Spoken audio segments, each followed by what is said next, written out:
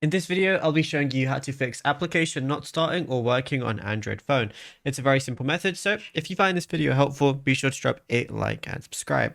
Now, there's a very easy fix for this. Let's say you're trying to open something or it's opening, but it's just not working. Maybe it's freezing, anything like that. All you want to do is go over to your settings application, go ahead and scroll down until you find apps, which is going to be towards the bottom. Go ahead and click on it and then find whichever application, go through all your apps and find whichever application you're having issues with.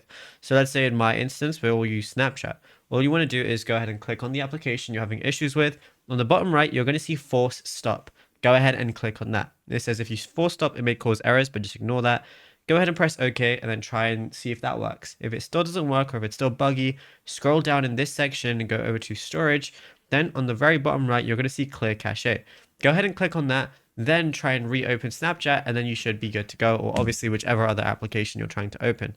Now, if you found this video helpful, be sure to drop a like and subscribe, and check out all the other tutorials that we've been posting on the channel as well.